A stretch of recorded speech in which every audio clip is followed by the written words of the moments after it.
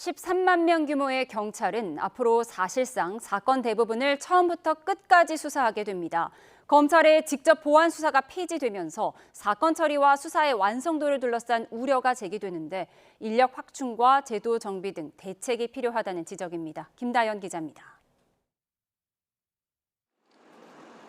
검찰 보안수사권 폐지 국면에서 불거진 장윤기 사건은 경찰 수사에 대한 의구심을 키웠습니다.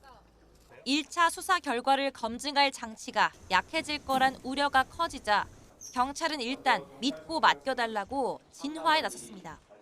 경찰의 수사권은 국민께서 위임해 주신 것임을 경찰 모든 구성원이 마음에 새기고 하지만 이미 검경 수사권 조정으로 경찰이 1차 수사 종결권을 갖게 된 뒤 경찰 수사 결과를 다시 판단해달라는 요구는 꾸준히 늘고 있습니다.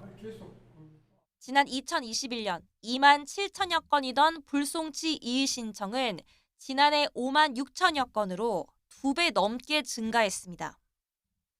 수사의 적정성 등을 판단해달라고 요청하는 수사심의 신청도 같은 기간 3배 가까이 늘었습니다. 변호사 등 전문가들은 법리가 까다로운 경제 범죄나 피해자 보호가 중요한 사회적 약자 사건은 수사 빈틈을 보완할 안전장치가 특히 필요하다고 지적합니다. 국가가 책임져야 할 역할을 생략한 채 취약한 피해자 개인에게 모든 부담과 개인을 떠넘겨서도 안 됩니다.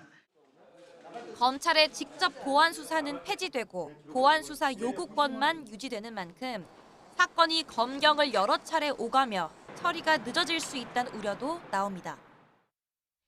실수사관 1명이 맡는 사건은 지난 2020년 108건에서 지난해 133건으로 증가한 가운데 앞으로 경찰의 업무 부담이 더 커질 거란 전망도 있습니다.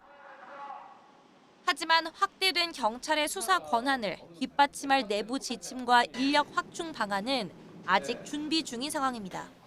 보안 수사 못지않게 이런 수사를 보완하는 인프라의 대폭적인 보충이 시급한 것이다. 수사 완성도를 스스로 책임져야 한다는 부담 속 13만 공용 경찰이 확대된 권한에 걸맞은 인력과 제도를 얼마나 갖추느냐가 새 형사사법 체계 안착의 관건이 될 전망입니다. YTN 김다연입니다.